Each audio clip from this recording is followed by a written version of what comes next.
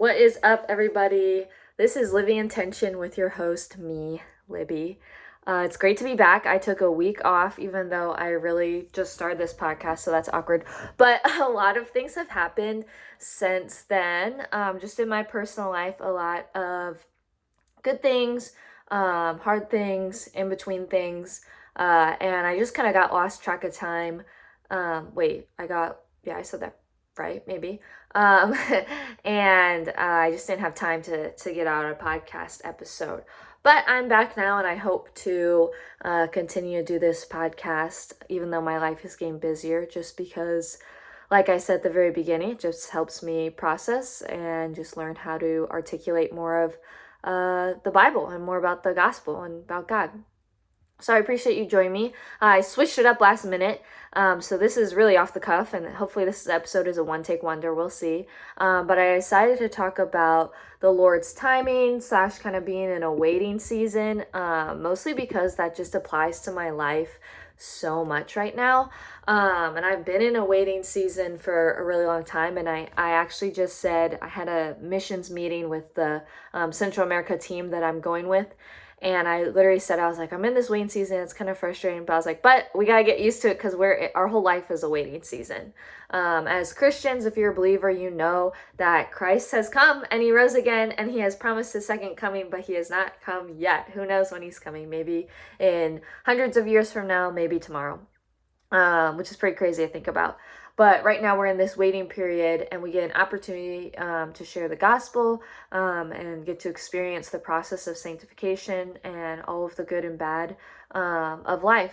And so I really just wanted to speak on God's timing and just share a little bit of mostly my experience of just being in this waiting period, and then also some Bible verses that just really have helped me continue to be content in a season of waiting. And spoilers, that's one of the things I wanted to talk about, is also being content, because God really calls us to be content in any season of life that we're in, or just flat, just completely. I'm losing my words here, but he just asks us to be content.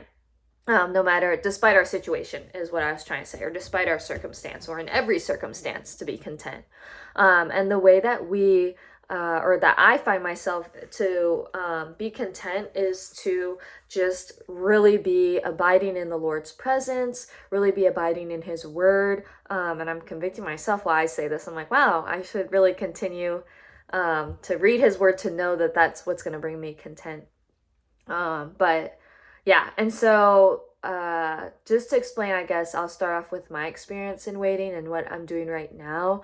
Many of you guys know this already, but I have committed to a team in Central America to church plant, and right now I'm fundraising in order for me to leave, and so to pay for ministry expenses, just rent, food, cost of living, and then a lot of other things that give me long-term care as a missionary, which are really great. But I am not quite there yet. So it hasn't been decided. I still got a few more days, but when this episode comes out, I guess it'll actually be in November, which is pretty crazy. But I'll probably be here a little longer just because of certain deadlines that I need to make with fundraising goals, and I didn't, which is totally fine, because it's ultimately the Lord's sovereignty and timing in my life, not my decision, or not what I want. But I think I am going to be here a little longer, and it's really hard if you are a missionary, or you just have experienced a waiting season for a job or for a proposal or whatever. It can be really hard to stay content and to stay focused in the season that you're in. Like, I know that my church community and my friend group is soon gonna all move to El Salvador. Like, I'm gonna have Salvadorian friends, and people on my team are gonna be my church and my brothers and sisters in Christ who are who I'm very close with spiritually. But it hasn't happened yet. And so it's kind of awkward because I know that they're going to be my family, but when I meet them over Zoom, I still kind of feel like I'm talking to strangers. Sorry if you're on my team and you hear this, but I still don't know you quite well enough yet. And then here, a lot of my close friends, my like spiritual sisters is what I say. I don't know if that's theologically correct, but just people who I walk in the faith with. A lot of them have moved, and so that's been kind of difficult as well to kind of lose some of that and still be here waiting, waiting on the Lord's timing. And so, but I think it proves to be a good challenge and a good reminder that all we need is the Lord, or all I need is Christ. There's this kind of famous saying at my church, and I actually learned it on a mission trip before I heard it from my church. But we say Jesus plus nothing equals everything. And actually, someone I know has that tattooed on their arm, I believe. And I think that statement for me, I've really been starting to live out more and more. And that's the whole process that every Christian is in, to really live that statement. But to know that all I need is Christ, and I don't need anything else. All the other things he gives me are just beautiful blessings. And so, yeah, so my experience in this waiting season is that I know I'm going to basically have a new home and a new mission field, a new ministry, and meet new people, and have a different job in anywhere between 6 months to a year. But I'm not there yet, so I'm preparing, but I'm still here. And for me, it's been really hard. Some days, not always, but to stay present in my work that I'm in here, in the ministry that I'm in here now. And sometimes it's the other way, where I'm too present in the ministry that I'm in now and the work that I'm in now, where I forget that I am preparing for somewhere else, and to mentally prepare for that as well. So it's kind of a seesaw of going too far one way and too far the other way. Attention as always. And so that has been something that I've been learning probably for about a year now, I think, of just how to wait in what the Lord has. And I think the key to it all, not like there's like a step-by-step guide or like a slot machine answer, or that doesn't make sense. Not like there's an easy answer, but I think for me, I really just learned to rely on the Lord through this whole waiting season, and to know that all the changes that have already happened and are going to happen, while change can be hard, and can be good at the same time, that through all the ups and downs, Christ is the same. Like, our God is the same since before creation. And his character is unwavering. And so even when my feelings are up and down and my faith is up and down, God is exactly the same. And that is, for me, super reassuring, knowing that a lot of things in my life are going to change soon, and especially not knowing when. Like, I don't have a specific date of when I'm going to leave for Central America. And so for me, it's been kind of hard because I want to mentally prepare myself so that when I land in Central America, I'm not like, whoa, like kind of have, I'm sure I'll still be like that, but hopefully a little less. But then I also want to still be active here and build relationships here and what the Lord wants me to do here. So there's that hard tension of kind of going in between. And so one verse I've been staring at this entire time, so I'm going to read it to you. One verse that has really helped me is to remind myself especially during the hard times where I feel like, oh my God, I just want to go to Central America. I'm just ready to leave this place. And like, I love the people here, but I'm ready to say goodbye and meet my new family and new friends in El Salvador. Is that, for one thing, who God is that he's sovereign, he's faithful, and he has a perfect timing for everything. My timing is never going to be as perfect as his, unless it falls exactly into what his will is, which of course it does. But I guess what I'm trying to say is that what my expectations are usually not the Lord's will, and that's just because I am a sinful person. And I'm also not God, so I don't have, I'm not divine or infinite. But one or two verses that stick out to me is from Isaiah 55, 8-9. This is talking about God, so it's like, for God's thoughts are not my thoughts, neither are your ways my ways, declares the Lord. Oh, I guess he quotes it, so I don't have to add that in. But he says, for my thoughts are not your thoughts, neither are your ways my ways, declares the Lord. For as the heavens are higher than the earth, so are my ways higher than your ways, and my thoughts than your thoughts. And for me, this is just really reassuring because I don't take it in an abstract way, I guess. I take it very literal of just God knows better. God knows better than me. And I'm so glad he does because he's the God I serve. But also just knowing who he is by knowing that he's an infinite God, and a God of deep characteristics that I can't even begin to fully understand or explain, just reassures me that he has my life um, he has my life in his hands, really. I kind of just thought of this analogy, or symbolism, I'm not really sure what the word is, metaphor, one of those words. So it might fall apart because it might be a half-baked thought. But I think of like how when you have like a pet, that you take care of the pet, and like sometimes let's say a dog's like ready to eat at like 2 p.m. and they're like, I want to eat right now, and you just fed them like 2 hours ago. Like, you know, what's best for them is to feed them a couple hours later, because to get them in a scheduled structure is good for most animals, or like, I don't know, household pets. um but if you just like gave them food every time they showed that they were hungry, they might eat too much food. It might be unhealthy for them. But so you know better is what I'm trying to say, is you know better than your animal. And you know, even if they don't. I used to have a dog who didn't like going on walks, but it was good for him to get exercise and to be outside and, you know, to get all of his energy out. But he, like, for some reason he didn't like the grass. I don't know. It was very strange. But yeah, and so but we knew better, and so we would still take him on walks even if he wasn't super eager to go, just to make sure he wouldn't have so much energy that he couldn't sleep at night. And so basically what I'm saying is that like we know better, and we know how to best take care of our pets and love them accordingly. Like, we know it's not loving to give your dog to feed them treats every single day. Like, that's all you feed them is a bunch of treats because they need nourishment. Even if they don't like their dog food, you know, or something like that, then it's like we still know what's best for them. And so like that's why I think of just the Lord, as he knows what's best for us, because he sees the whole picture, and even better than we know for our pets, obviously. But he knows what's best for us, and he knows what's timing is perfect.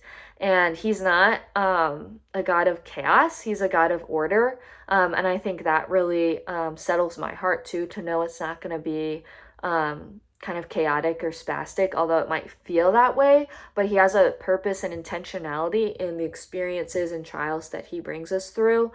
That a lot of times, like every person I've met, most of the time I've never heard them be like, yeah, I went through that and like there was no point, like I don't understand, it didn't change me at all, and I couldn't relate to anyone. Like, I've never heard any believer say that. I've always heard like, yeah, I went through that and it was really hard, but now I get to share my testimony and I get to relate to people who have also gone through that or who are going through it, and I can reassure them and encourage them, and be a light, and share my experience with people, to help them as well. And so that's why I've even seen that in my own testimony. In 2019, when I was an intern in another place in Central America, not the place I'm going to, but another place, I would share my testimony on this longer bus ride we had to the different summer teams that would come.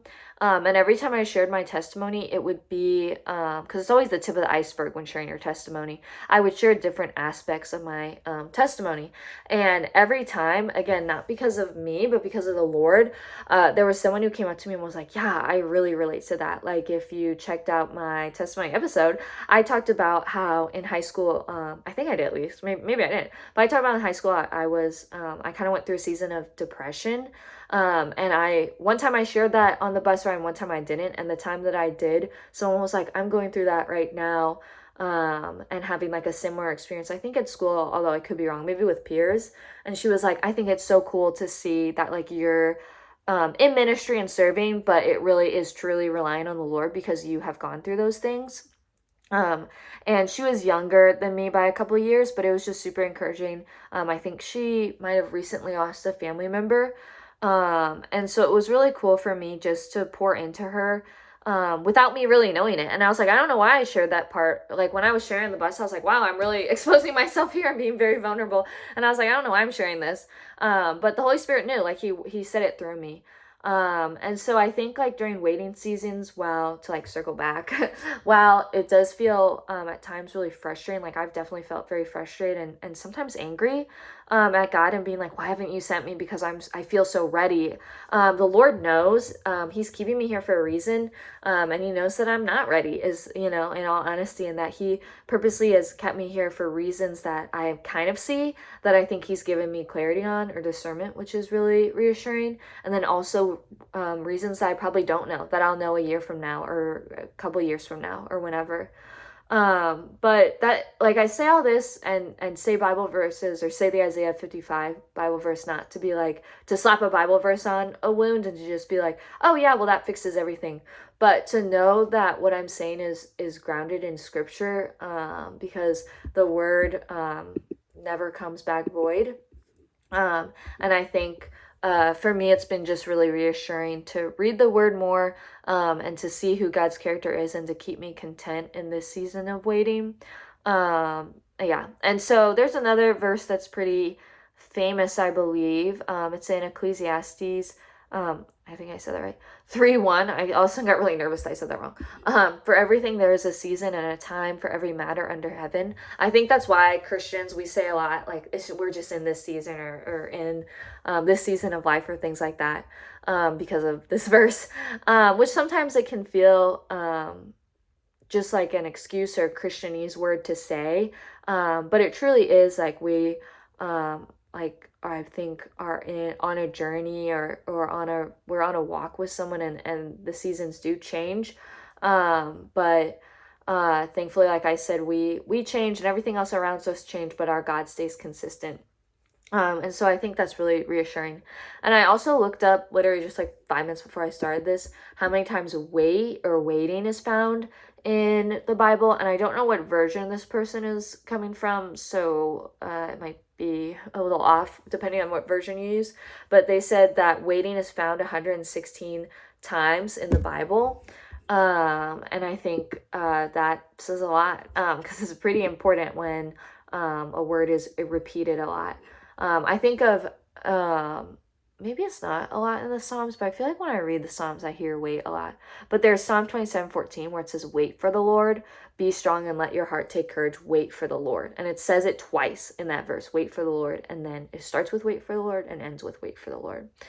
And I think that just really, again, just is really helpful to, in a season of waiting where it's so easy to be frustrated or discontent, I think is a word.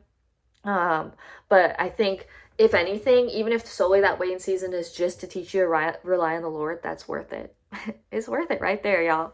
And I think sometimes that's why I don't want to speak for God, but I think that's sometimes why the Lord has us in waiting seasons. I think if what we wanted would happen instantaneous for us, I think for me at least, it wouldn't grow my faith, because if I prayed for something and that immediately happened, I just be like, oh, God's a slot machine and I can pray for anything I want and He just immediately gives it for me. But if I'm like praying for something specific and then in a season of waiting, I talk in this season I've been in for a year and a half now, or for a year, I've talked to the Lord so much, like probably the most that I ever have. And me just saying that, I was like, wow, that's crazy. I've been talking to the Lord so much this year. This is probably like the most I've ever spent with the Lord in a year, which is kind of crazy. Like I've spoke to Him, I feel like basically every day, which is something that I used to not do a lot. I would pray like before bed or before dinner growing up, and that was kind of it. Which I'm gonna have an episode about prayer too. I don't know when that'll come out, but I hope to do it sometime. But anyway, but I think I've just talked to the Lord a lot. And we've strengthened our relationship. Like He's always been there for me, and I've been so inconsistent in spending time with Him. But I think this year I've kind of gotten more consistent. There's been a bit of inconsistency lately, but for the most part, I think I've been more consistent because I've been in this waiting season. Because I'm like, well, I don't know what else to do, so I'm just going to read my Bible and talk to the Lord. And I think that's kind of why He's put me in this season, if anything else. I see a lot of other things of why He's done it, but I think that's the biggest one, is for me to depend on Him. I think waiting really grows our dependence on the Lord. And that's a beautiful thing. Like, as a Christian, we always talk about how we want to grow our relationship with the Lord. And how do we do that? We read our word, we pray, we serve, we worship, we do a lot of different things. But truly, the Lord is the one who changes our hearts. And so it's not about like doing things, it's about our heart posture towards him, and our mindset as well, of like, if I wake up in the morning and I immediately just think of something negative, or start, I don't know, just thinking of something sinful, then that's gonna obstruct my whole day. But if I wake up and I immediately start thinking about the Lord and his word, then I can tell my day is totally different. And I say that not just like saying the same Christian things, but that literally happened to me this morning, where I was like half awake, and then I was just starting to think of just something negative and sinful, honestly. And then thankfully the Spirit moved within me, and was like, hey, you need to be focusing on the Lord if you want to start this day right. And I was like, shoot, I need to focus on the Lord and not on what I want or what I'm stressed about or have anxiety about. And so I just started thinking about the Lord, and I listened to like audio devotional that kind of started off my day. And it was like a 5-minute devotional, but that totally just in me poured joy into my heart. And I'm like just processing this now, and I'm like, wow, the Lord really did that for me today. But and so I went into work today, and it's a weekend for me right now. So well, I guess I'm gonna wait, sorry, I just remember I'm gonna release this episode like literally in an hour. So it's Friday, October 27th. Welcome. But I just worked this morning. And I was just like, I didn't have any caffeine. I actually didn't have anything to eat, so that's awkward. But I got in at like 10:30, 10:40, and I was just like high energy, talkative, trying to uplift my coworkers, encouraging them, hyping them up. And I like try to do that work, but sometimes I'm not that good at, to be honest, because I'm drained. And this morning I just felt just like a ton of energy and really joy is what I felt. And my coworkers were even like, I was like, guys, I don't know why I have such high energy right now. And they're like, no, we love it. And like, right, that's so awesome. We need it. And I think that was truly the Lord, just because I spent a little bit of time. I should have spent more, but a little bit of time with him, and even just shifting my mindset of like, hey, this day isn't about me. This day is about the Lord, and I'm going to serve him. Shifted my mindset, even if I wasn't consciously thinking of him at work, although I need to do that. I think subconsciously, because I spent time with him before, it really helped me. Yeah. And so I kind of went off track here of God's timing. But I think ultimately, the reason why we have waiting seasons as Christians is almost a resting period for us, even though it might not feel like rest, but resting in the Lord and learning to form those habits and build a reservoir. Wait, a reservoir. Is that right? That might be the wrong word. But basically spending a bunch of time with him. So in those moments where maybe we can't as much, we can pull from that. I think reservoir is the right word. Maybe it's not. I'm sorry. I'm kind of everywhere today, as you guys can tell. But yeah. And so I think for me, waiting periods are hard, but they're really good. And I wouldn't ask the Lord, or if people ask me if I would have done it differently or tried to raise my funds faster, I would have been like, it doesn't matter, because the Lord's literally going to send me. He knows the exact time and day that I'm going to be sent to Central America. And I don't, but I don't have to, because that's in the Lord's hands, and not mine. Another verse that I think of that I think is specifically relating, let's see, it's in Acts, so maybe not, but I just don't want to pull it out of context, so forgive me, Father, if I did, excuse me. But I think of Acts 1:7, where it says, it's not for you to know times or seasons that the Father has fixed by his own authority. I'm pretty sure he is Jesus. I gotta look up this whole verse real quick. But for me, that's also, oh yeah, Jesus said it. There you go. Jesus said. For me, that's also really reassuring to know that the Father hasn't revealed your entire life plan. And I think if he did, we would be really overwhelmed. And a lot of the times, if we knew the trials ahead, we'd be really fearful or scared. At least I would be. I don't, just me. And so I think we don't know for a reason, for, again, to grow independence on the Lord. So yeah, so I talked a lot and was kind of everywhere, but one take wonder here. But I really truly believe that waiting seasons are for us to grow in our relationship with the Lord.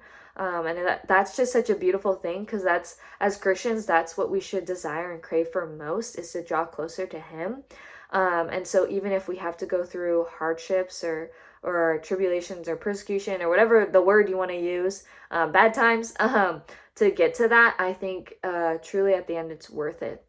There's this song, I feel like I've quoted this before, but this song has been like my worship song on repeat. I think it's called Worthy of More by Austin Stone Worship. I could be wrong. But that song is just so good. And one of the verses is like, or the chorus, I think it says, is like, you deserve all the glory and all the praise, and like, you are worthy. I think we're talking about like worship, where he says like, you deserve all the glory and yet still, or we give you all the glory and yet still you deserve more, is what I'm trying to say. I think I just totally misquoted that song. Sorry. I'm horrible at song lyrics, as all my friends know. But basically, I think that just reminds me of, we can never worship the Lord enough, and we can never give Him enough praise and glory. And I think that's a beautiful thing. I don't think that's something where it's like, oh, we can never achieve that. It's like, thank goodness we can't. Otherwise, our God is too small.